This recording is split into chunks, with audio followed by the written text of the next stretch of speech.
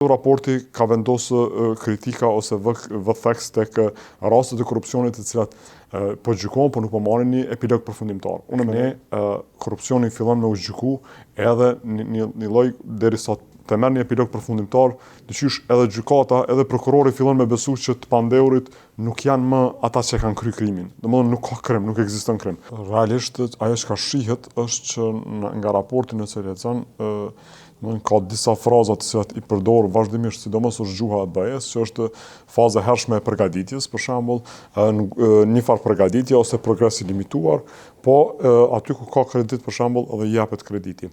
Normalisht që raporti në aspektin nëse e marrim në sistemin të drejtësisë, shihet që janë bo përpjekje, po megjithatë edhe përpjekjet që janë bo, për shembull, nuk është që janë implementuar më pas nga institucione. Për shembull, nuk u përmend, po e vendos faktin edhe reflekton që ka vazhdimisht kritika ose i shtyn institucionet për me implementuar në mënyrë duhur ligjin tashmë të rit për Këshillin Prokural të Kosovës. Po ashtu raporti ka vendosë kritika ose vëtheks tek rastet e korrupsionit të cilat po gjykohen, po nuk po marrin një epilog përfundimtar. Unë mendoj që kjo është pjesa më e dëmshme për shtetin e Kosovës, për shkak se tek ne korrupsioni fillon me u gjyku edhe një lloj derisa të merr një epilog përfundimtar, dyqysh edhe gjykata, edhe prokurori fillon me besu që të pandehurit nuk janë më ata që kanë kryer krimin. Domethënë nuk ka krim, nuk ekziston krim. Në anën tjetër, sikur të kishim një sistem më efikas, po besoj që do të reflektohej edhe në këtë raport, edhe po besoj që do të ishte shumë e nevojshme që edhe qytetarët ta shihnin më pas këtë progres, ta përjetonin këtë progres, sidomos tek rastet e korrupsionit. Pse po them kështu? Sepse e rrit besimin e qytetarëve karshi institucioneve. Në rastin konkret, nëse një rast për shembull i korrupsionit fillon ka filluar vitin e kaluar dhe nuk gjykohet edhe pas 2 vitesh, atëherë i hub kuptimi dhe i hub sensi. Në këtë sens ka fol edhe raporti. Më pas, për shembull, raporti ka theksuar mungesën e miratimit të kodit civil dhe kodit procedurës civile. Po besoj që të dy i dim problemet që kanë qenë, edhe që vetë BE-ja ka qenë financuesi kryesor ndoshta i kodit civil, i cili mendoj që nëse takohesh me sistemin kanë vrejtje. Domethënë edhe vetë sistemi, edhe pse kanë punuar vazhdimisht në kod, vazhdimisht kanë vrejtje, nuk është përfshi kjo, nuk është përfshi ajo. Në rastin konkret, nëse ju japet mundësia me i përfshi ato pjesë të kodit civil, atëherë disi i ngrinë duart të thonë, jo, po nuk dija me i punu këto.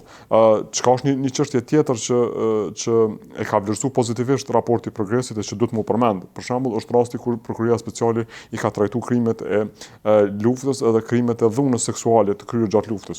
Po e vendos prap një sfidë që e kemi si shtet, në bashkëpunim me Serbinë, për shkak se nuk kemi informata. Dhe normalisht që kjo sfidë është për Kosovën si shtet, po nuk është një sfidë e cila na ndalon antarësimin nëse kishim hujt me quajt ose progresin, por gjithsesi e jap me kuptu. Më pas shohim që raporti përmend për shembull fondet e pakta që janë për shembull për Akademinë e Drejtësisë ose mungesa e trajnerëve për gjyqtarë të ri dhe prokurorë të ri. Pse ndodh kjo? Mendoj që vetë menaxhmenti duhet më fokusu më shumë në prurjet jo vetë vendore, po duhet me pru edhe prurje ndërkombëtare. Ka mundësi edhe ka hapësirë me u bo ndryshime ose me u hap në kuptimin, edhe akademia me u hap në kuptimin që me pru ekspertë të jashtëm, të cilët kishin me trajnuar gjyqtarët në fusha të ndryshme. Cilat janë fushat që më shumë ti ka nevojë për trajnim gjyqtari.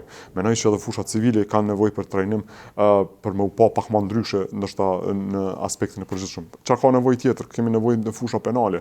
Për shembull, nëse probleme kemi dhunën në familje ose trajtimi çu po trajtohet dhuna në familje, pse mos sjellim ekspert të dhunës në familje? Po ndodh kjo, Florent, nëse shohim që ka nevoja të tilla sistemi drejtësisë, prokuror, gjyqtarët me ditë më shumë ose me u trajnu për fushat të caktuara, pse nuk ka të tilla? Unë mendoj ata trajnimet e obligueshme, besoj që shumica, por mos më thonë gjithë i ndjekin, edhe shkojnë, po mendoj që do duhej sistemi ta obligonte spakut të bënte një screening më pas çati skenimit të situatës me i obligu në trajnime të caktuara prokurorët në trajnime të caktuara gjyqtarët aty ku kanë qalu, për shembull, sepse nëse e bëni analizë të rasteve, domethënë edhe e sheh, përse si një gjyqtar është punë kolosale, e di që është punë shumë e madhe edhe për sistemin, po prapë se prapë mundet më u bë, domethënë nuk është diçka që është e pamundshme,